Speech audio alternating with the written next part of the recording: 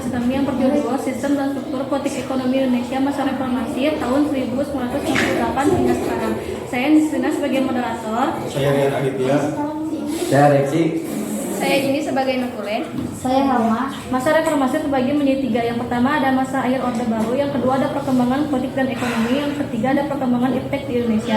Latar belakang dari masa reformasi adalah reformasi merupakan suatu gerakan yang menghendaki adanya perubahan kehidupan bermasyarakat, berbangsa, dan bernegara ke arah yang lebih baik secara konstitusional. Lahirnya reformasi oleh karena pemerintahan Orde Baru yang sebelumnya berjalan secara otoriter dan sentralistik yang tidak memberikan ruang demokrasi dan kebebasan rakyat berpartisipasi penuh dalam proses pembangunan. Gerakan reformasi diawali ketika Presiden Soeharto meletakkan jabatannya sebagai presiden pada 21 Mei 1998. Masa akhir Orde Baru berdasarkan hasil pemilu ke-6 yang diselenggarakan pada tanggal 29 Mei 1997, Presiden Soekarno terpilih kembali menjadi Presiden RI. Dalam beberapa minggu setelah terpilih, muncul kekuatan-kekuatan oposisi yang sejak lama dibatasi mulai muncul ke permukaan. Demonstrasi mahasiswa berskala besar di seluruh Indonesia melibatkan pula para staf akademis maupun pimpinan universitas.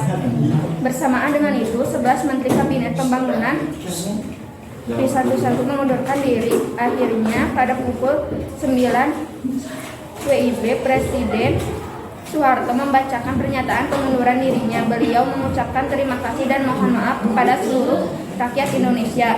Sejak saat itu berakhirlah era Orde Baru selama 32 tahun. Indonesia memasuki sebuah era baru yang kemudian dikenal sebagai masa reformasi. Perkembangan politik dan ekonomi. Selama reformasi Indonesia mengalami beberapa pergantian presiden, yaitu B.J. Habibie, Gus Dur, Megawati Soekarno Putri, dan Susilo Bambang Yudhoyono. Reformasi membuka jalan bagi pemilihan umum tahun 1999 yang merupakan pemilihan umum presiden pertama yang demokratis. Indonesia juga mengadopsi amandemen konstitusi pada tahun 2002 yang membawa perubahan penting, termasuk pemilihan langsung presiden dan perwakilan daerah. Selama periode reformasi, pemerintah Indonesia mengadopsi sejumlah langkah reformasi ekonomi, termasuk peningkatan regulasi dan pembukaan pasar untuk investasi asing. Meskipun tantangan ekonomi awal, Indonesia mencapai pertumbuhan ekonomi yang signifikan selama masa reformasi. Negara ini menjadi salah satu ekonomi terbesar di Asia Tenggara. Perkembangan iptek di Indonesia. Selama masa reformasi di Indonesia, perkembangan iptek mengalami berbagai perubahan dan kemajuan. Salah satu contohnya adalah industri dirgantara nasional yang dirintis oleh Nurtanio. Lalu ada revolusi hijau yang merupakan upaya pemerintahan dalam meningkatkan hasil pertanian melalui kebijakan modernisasi pertanian. Pengaruh budaya luar juga berhasil mempercepat perkembangan teknologi transportasi di Indonesia. Penemuan mesin uap di Eropa pada masa revolusi industri mampu menggantikan fungsi hewan sebagai alat transportasi utama di Indonesia. Ulang reformasi lahir sebagai reaksi langsung terhadap krisis multidimensional yang melanda Indonesia, sekaligus adanya tuntutan untuk terjadinya perubahan-perubahan di Indonesia dalam berbagai bidang. Selama masa reformasi hingga kini, berbagai pembaruan nyatanya emang terjadi. Pemilu misalnya berlangsung lebih demokratis. Selain itu, Indonesia termasuk negara yang memiliki sejarah yang panjang dalam perkembangan ilmu pengetahuan dan teknologi.